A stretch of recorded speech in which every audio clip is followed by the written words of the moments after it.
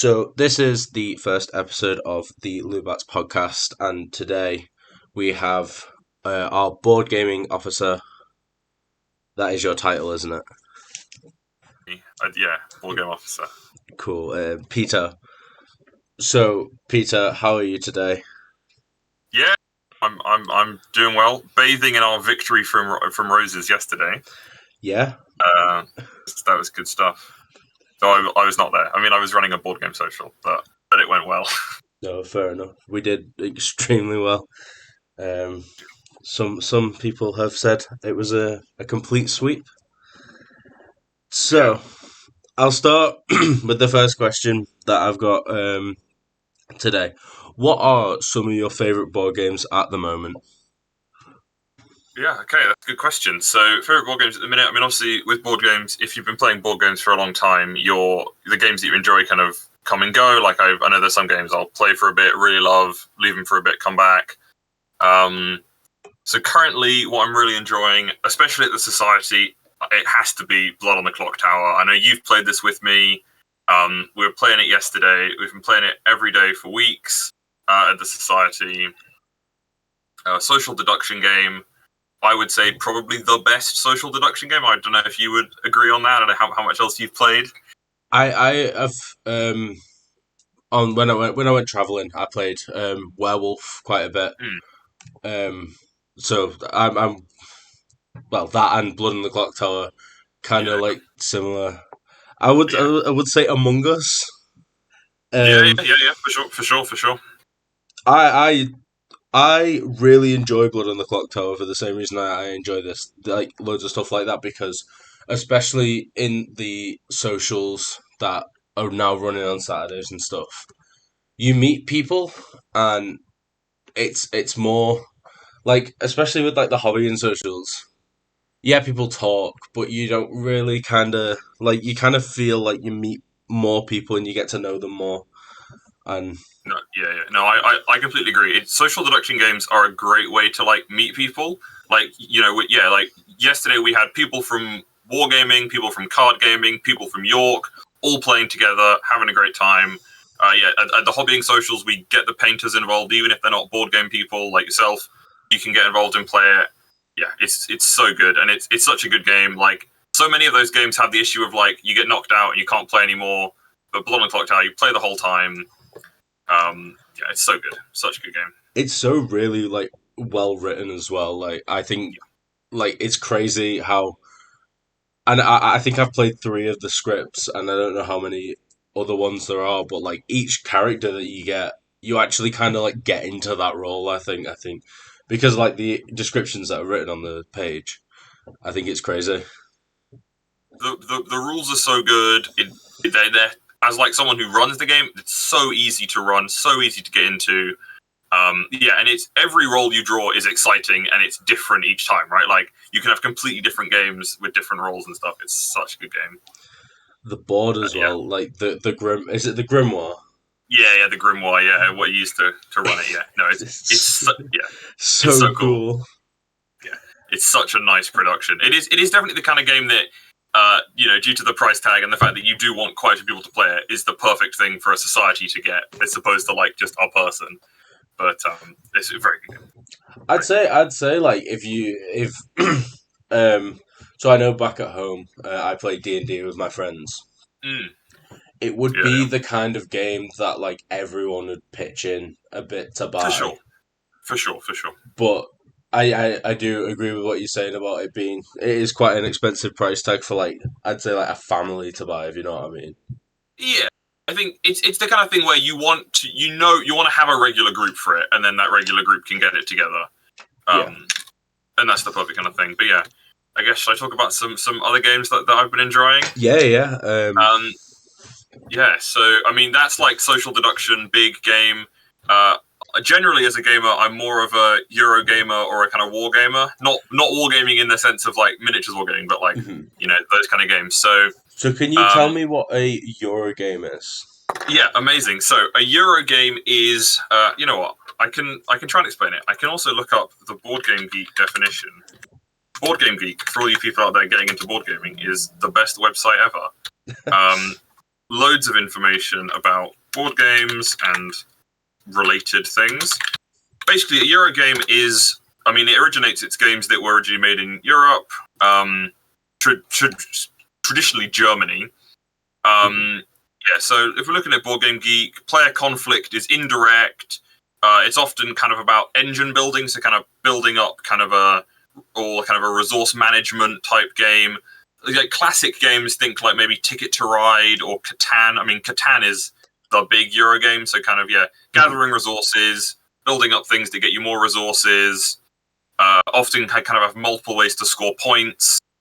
Yeah, lots of little pieces, often kind of mathy, but not always. Yeah. And generally limited kind of luck factor, if that makes sense. Yeah. So yeah, generally I enjoy those kind of games. You can get really big ones, like I know at the Society we play a lot Sidereal Confluence, which is a big kind of trading game. Though my favourite Euro game, at least for the past year or so, has been Ark Nova, which we don't have a copy at the Society, but I have a copy, and it is amazing. It is a Euro game where you are building a zoo. So if you think like classic kind of zoo tycoon, like theme park tycoon type thing, you have a map, you're putting out little pieces for the different enclosures, and then you have cards that represent different animals. You're playing the animals into your zoo, they're getting you points, scoring you effects, and you can play like sponsors. So you might have like a tour, like a tourist a tour guide that can take people around your zoo, or you could build a cable car for your zoo, and it's really fun. I know sometimes people getting into board games are thrown off because a lot of board games are about war and death, and Blood on the Clock Tower is about death, demons, and Ark Nova, beyond just being a very good game, is also very chill and about animals, and you can get a tiger or a dugong or like a weird animal in your zoo, and it's just fun.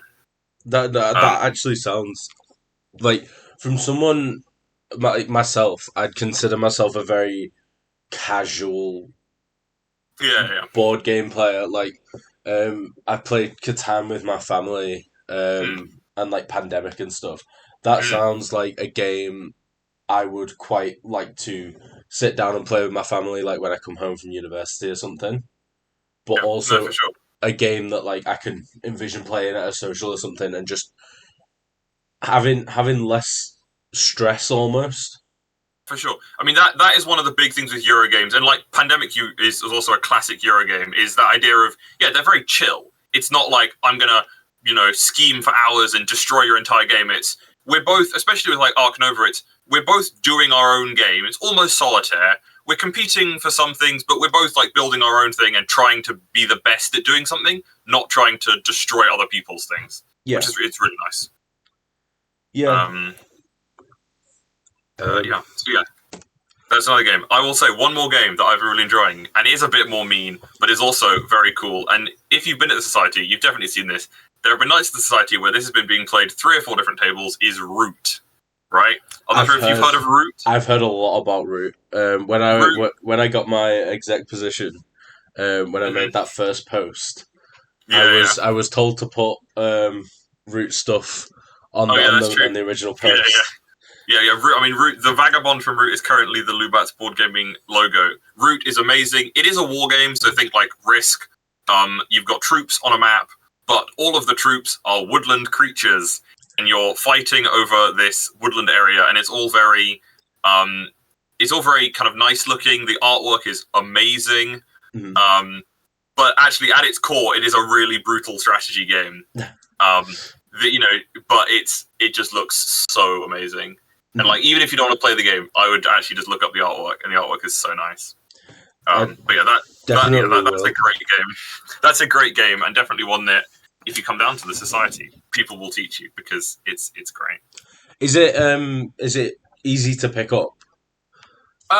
So I would say it's on the more complicated end. So for me, I think about kind of, often in board games you talk about weight, right? Like what the weight of a game is. Mm-hmm. And I think Root is kind of in the kind of top end, but maybe not like super complicated. But it's definitely a game that the first time you play it, you're not gonna, like, you could win, but you're unlikely to win. Yeah. You probably want to spend a game just getting into it. And it's a game that, because there's lots of different factions and they all play very differently, it can take a few games, because you can know what you're doing and get into your faction, but it helps to know what other people are doing. And in your first game, it's impossible to learn every faction. So replaying it. But I would say it is a game that I would teach to anyone, but not everyone necessarily will gel with it, because there are a fair few rules. So with you like saying like factions and stuff, do you pick a faction or is it all random? So like when I'm teaching it, so there's about 10 factions in the game. When I'm first teaching it to you, and with the kind of basic rules, you can just pick a faction. There are certain guides for kind of in the game, there should be certain types of factions. So if I'm playing with new players, I'll let them pick factions and then pick factions to kind of balance it out. If you're playing competitively, there's a system where you can basically draft the factions. So you deal out one more faction than the number of players, and then draft who's playing what. Which is pretty standard for a lot of board games, kind of drafting your asymmetric elements. But there's Root you can definitely play, like playing the ones you enjoy. And like everyone who plays Root, including myself, has factions they enjoy. Shout out to the Underground Duchy, my favorite faction. They're moles. They're the best. But yeah, you can play it lots of different ways. So like with the factions, coming from like a 40k kind of standpoint, is it incredibly balanced? Or is it more? So yeah, it's not like 40k at all, where someone can have an objectively better army. Like no. So with these games, and there's lots of games out there that are what you would call asymmetric, right? So there's games that are symmetric, like chess, right? Where everyone's playing the same thing. But there's also lots of board games that are symmetric, right? Everyone has the same powers and stuff. But there's lots of games that are asymmetric, where everyone has, like 40k, everyone has unique abilities, different units they can play, right? Yeah.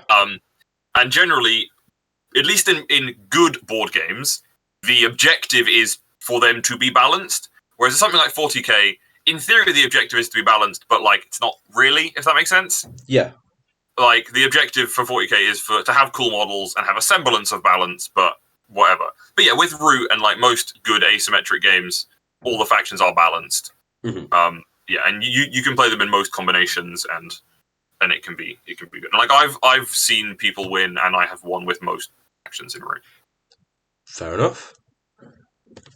Right. So I'll go on to the next question.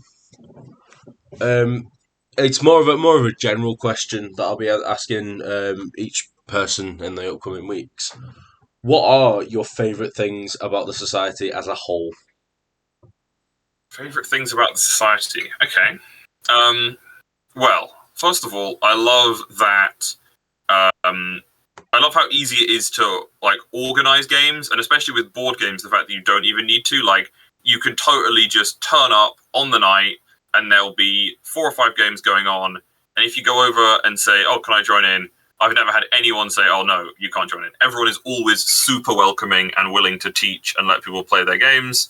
And like with wargaming, like you do kind of need to book ahead, but like I've never seen someone post in the chat looking for a game and someone be like, "No." Everyone's always been like, "Yeah, I'll play a game." Yeah. So it's always so easy to do stuff, and there's enough people in the society that you can play a real range of games. Like you can do loads of different things. Like with wargaming, we got people to play Kill Team, people to play 40k. I'm still trying to get people to play Marvel Crisis Protocol with me, but no one wants to play. But that's fine. But with board games, like lots of people, there's lots of different types of games. There's big long war games going on, but there's always people playing Betrayal or Clock Tower or something like more chill, right? Yeah, I think that's my favorite thing about society is how easy it is to play games and how many we have enough people that you can play a real range of games.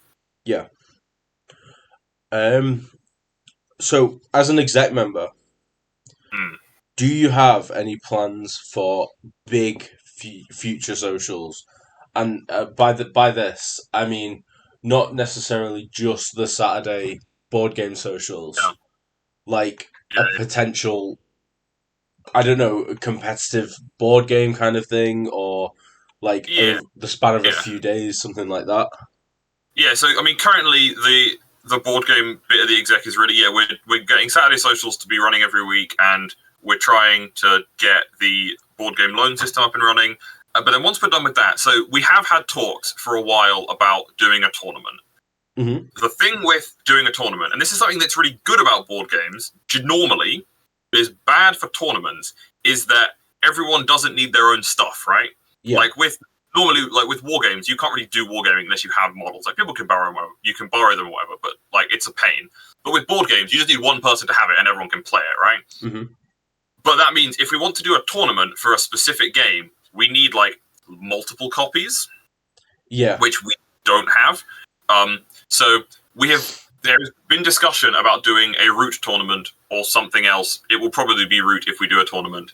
We could also do a kind of multi-game tournament. It's something that I'd like to do at some point, but in all honesty is possibly unlikely to happen. Yeah. But I would like to try and get some kind of, because there is like at like a big level there is a competitive scene for board games. It is a thing that exists. Like I know with Roses this week we've had Magic and Yu-Gi-Oh and Warhammer playing, but like we could get board games in there. There is a scene for it. Yeah. It's just harder to get people involved. But yeah, I think that's the only real big idea I have for like things for like socials. And I think honestly with board games, my goal as the exec is just to get more time for people to just play their own games and play the society's games. I don't think we need like particularly weird things, if that makes sense. Yeah. I just think I want to give people the more time as possible to organize stuff, and I want to get people pre-organizing like big games and stuff. Yeah. So like one of the reasons that like people like the Saturday socials are a thing is to play the bigger, more like intense board games. Yeah. Are there any at the moment that are in storage that you would like to play but haven't yet? So there is a game in storage. It's not necessarily longer, but obviously every game is longer when you first play it. Yeah. And what I'd like to play is Viticulture. It is a classic Euro game about like making wine, and it's made by Stonemaier Games, who are a very good publisher. Who I enjoy a lot of games from them. And that's a game that I keep seeing in storage and thinking I'd really like to play that. And I don't think it's actually super long once you know it, but obviously the process of learning it and playing it would take a long time. So if anyone's listening to this and they know how to play Viticulture, reach out to me, teach me how to play. Fair. Because that is one of the games. But yeah, there's so many games in storage that we could play and stuff, which would be great. Is there a way? Because when I've spoken to some people at the socials, a lot of people say like, so we bring games from storage to the socials, and maybe one or two of them are actually played. Would there be?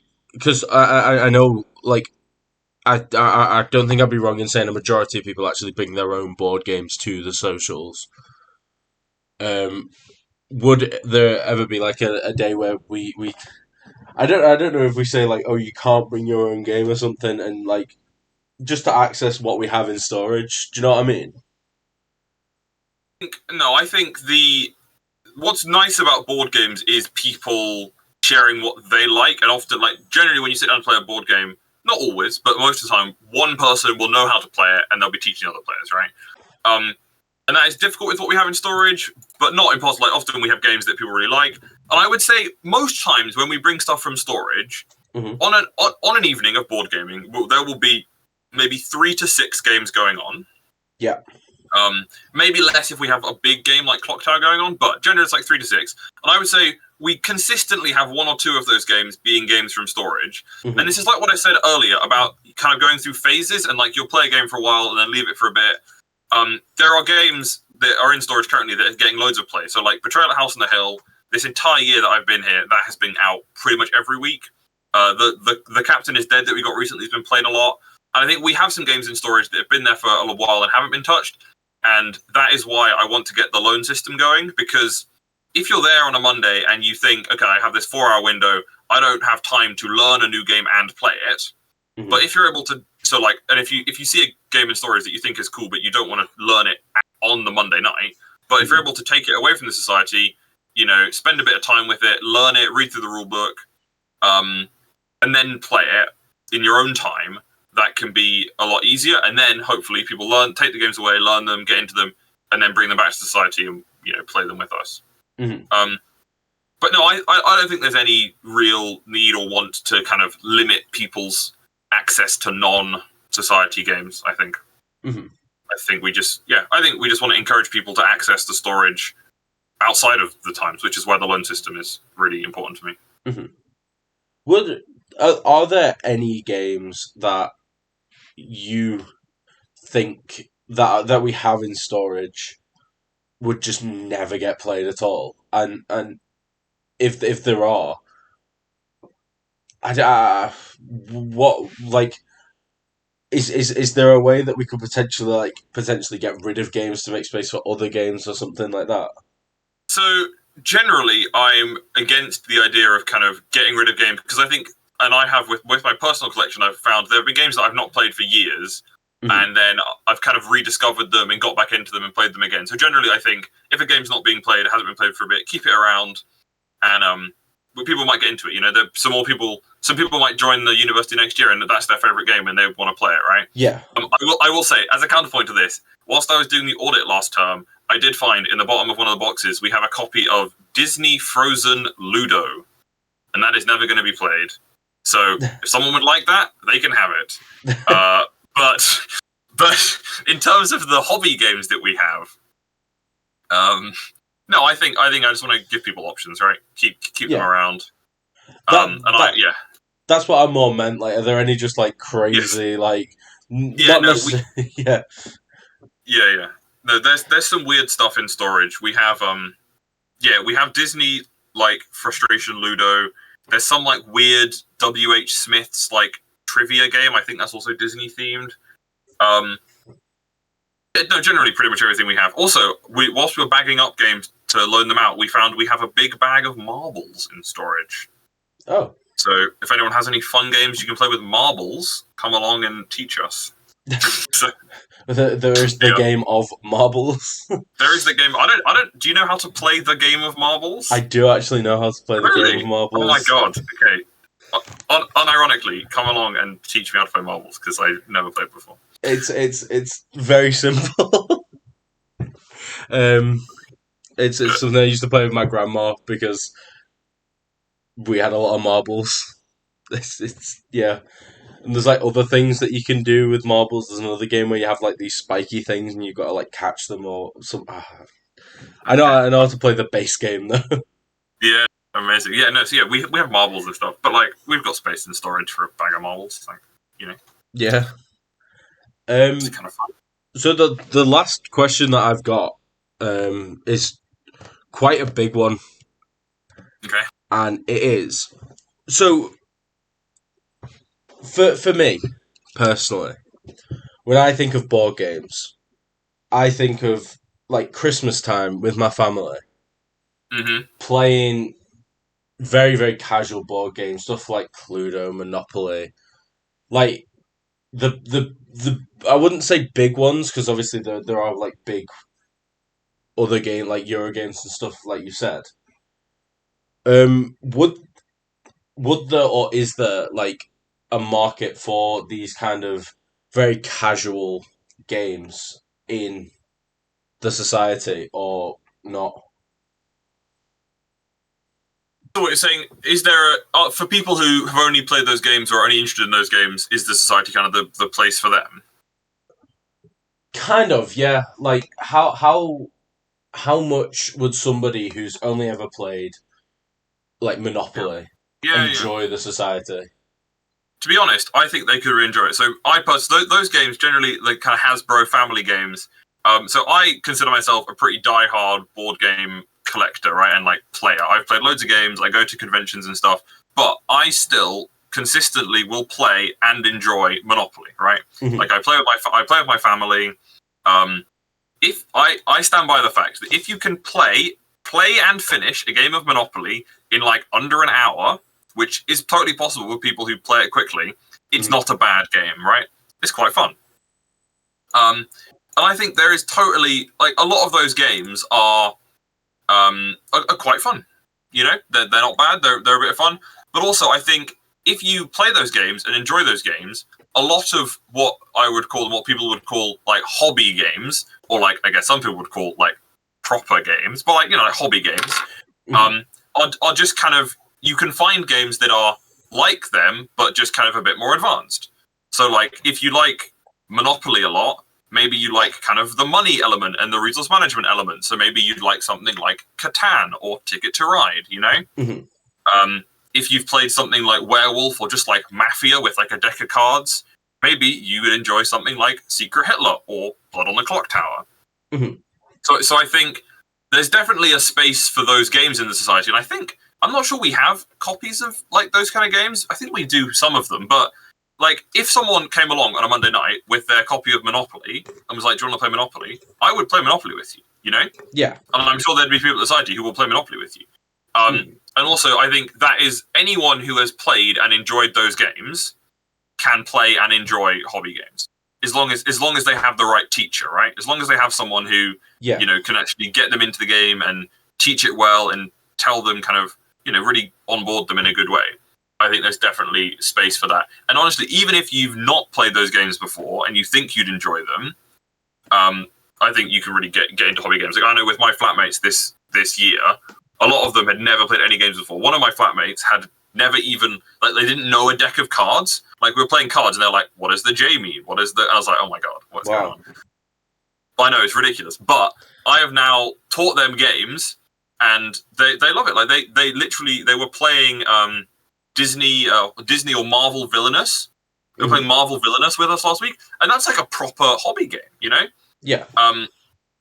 It's like a proper game with like attacks and spending power and different actions and stuff. And they were playing that game with us, having less than a year ago, not even knowing what a deck of cards was marked. So you can totally get into these games, and I think those kind of games are a great jumping off point for hobby games for sure.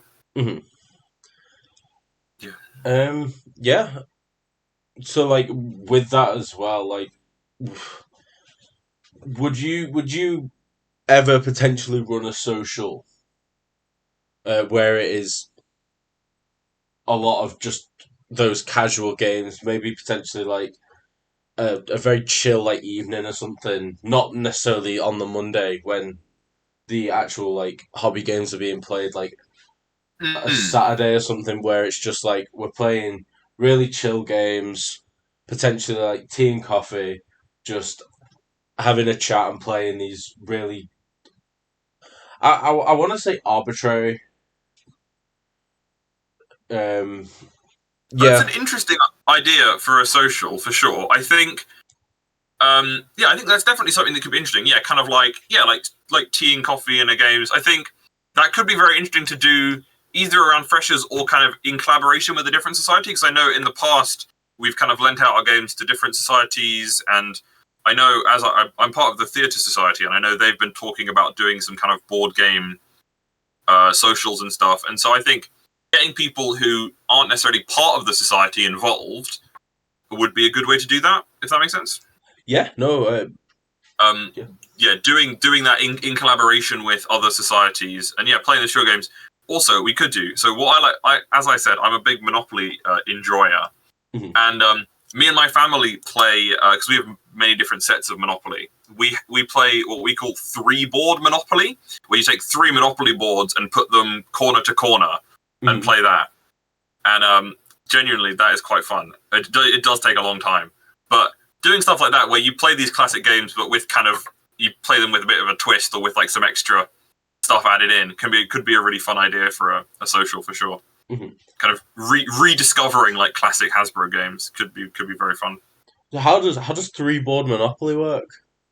Yeah, so basically you put the boards so that the free parking space is overlapped by the go space, so it's like corner to corner, and then you go round it like in like a figure of 8, I guess, but like with an extra circle. You go on it in like a figure of 8, and then if you land directly on go, instead of just going around the path, you can like choose to go a different direction. And you collect the sets across all the boards, and like as you collect the sets on different boards, you can build more.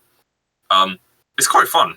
And like normally we play it with like we've got like different ones. So we have like London normal Monopoly, but then we have like a Lord of the Rings set, and maybe we'll put in like a Doctor Who set or like a Star Wars set. So then you're collecting like Mayfair, but also like the like Shire, and then like Tatooine or whatever, and you're like collecting them as a set, and that's quite fun and silly. And you play, you each use a different marker from each of the different games. You've got like a boot competing against Elrond and Darth Vader, and it's just a bit silly, No, and it's kind of a fun. That It's just sounds fun. really fun. Yeah, no, it's good. So, coming towards the end now, do you have any questions for me at all? Any questions for you? Yeah. God, well, I guess the big question is: are you going to make me look really terrible in the edit? Are you going to splice me up and make me say terrible things? No. Amazing. My editing abilities aren't that good yet. No, I guess no. A real question though: do you think we as a society should try? Because I think, and do you agree with that? We should try and get more people kind of involved in different bits of the society. 100%.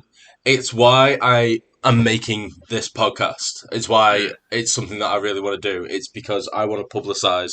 I want to use my job to show off other parts of the society, with the hope that someone listens to this and goes, "Oh my god, like Root sounds amazing. I only go to wargaming.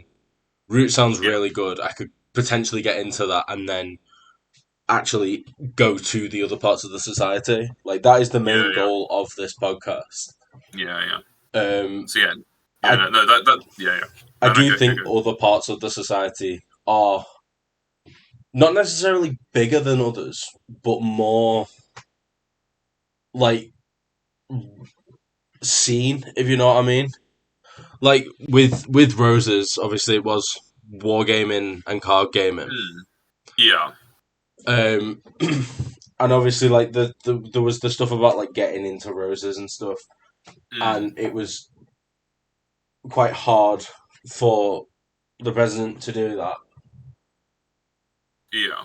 So I could potentially see and would hope that next year when Roses does happen, a competitive board gaming part of the society being a part of Roses and also really advertised more. Yeah. Because No, for sure. I think another thing as well is because I don't go to other parts of the society that much. I come to the Saturday socials, so do get pictures of board games, but I haven't been to a Monday social yet. And I think a part of me feels like I need to do more to advertise, especially like board games and card games, because I spend most of my time at wargaming. So that's another Yeah. reason why I'm doing this is because, like, quite honestly, I'm really interested in Root now. I'm gonna do a bunch of research on it, and Yeah. then I No. might turn up on Monday, and if anyone's playing Root, see if No, I for can get sure. a game. No, for sure. I mean, I've been talking. Because I was talking yesterday to Jacob and some of the guys from card games, and they were like, we played Clock Tower with them, and they were messaging me like, oh, do you want to? I'm going to come now on Monday, play Clock Tower. Yeah, I think board games especially is, I'm not sure this. Like, I think it is by far the most accessible part of the society. Yeah, Like I said earlier, you don't like with Warhammer. If you think Warhammer looks cool, like yeah, you can turn up, and I'm sure people will lend you their army. Like you can play Kill Team with someone else's models, whatever. But like, it's really easy to just come along to board games, and yeah, I bring Root every week. Clock Tower's out every week. If there's a game that looks cool, come along, and people are more than happy to teach it to you. And I think something that I'd like you to ask the other members, the other bits of the society is like, if we want to try and get people going to more bits of the society and going between them, like board games, I think it's very easy for us to get people involved. But like, is there going to be a push to kind of make the other bits more accessible? And I think that is really hard to make Warhammer accessible, but it does feel like a kind of an insular community sometimes, right? yeah, I would say so. Which is why personally, although at times I'm not the biggest fan of Kill Team. I can't think of a Kill Team game that I've had that I've not enjoyed at some parts. And I think Yeah, for sure. Kill Team is the perfect way to get more wargaming people a part of like the war, like to get people more interested in the wargaming part. It's why I'm asking Michael to teach me Magic, so then I can learn Magic and then potentially teach other people. I'm not massively sure about Yu-Gi-Oh yet. I've got to actually work up the confidence to go to Yu-Gi-Oh.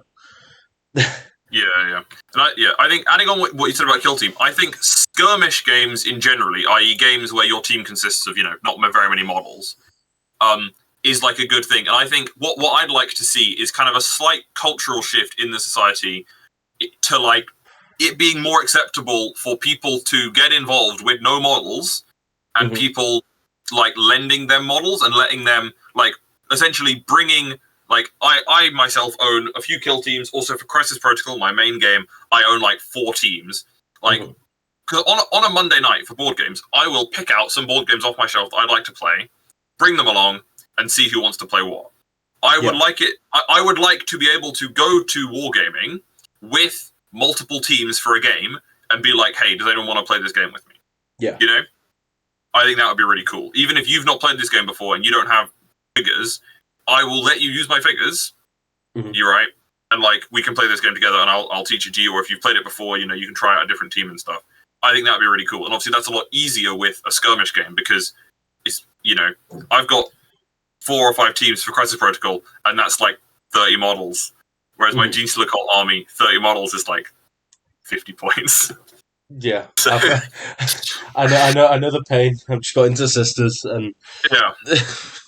100 So points for 10 battle sisters is nothing. It's really rough. yeah.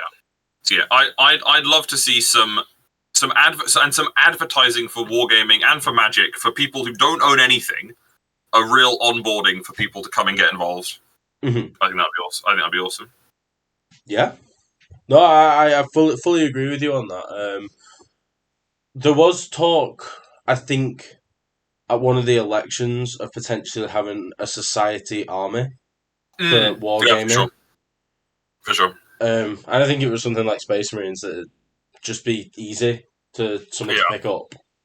Yeah, yeah. But no, I do agree with the what you're saying is like it should be more accessible.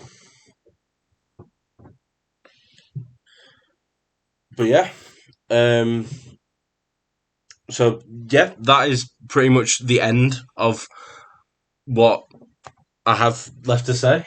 So unless you want to say anything else, I'm Well, no, happy to. I just like to say thank you for having me. Yeah, No it's been worries. great. You've had some good questions for me. No worries. Thank you very much for coming on. Yeah, thank you. So yeah, that is the end of this podcast. It will be up on Sunday, and I hope everyone enjoyed the episode, and I hope you tune into the next one, which will be next week, and it will be focusing on the wargaming part of the society. Thank you very much.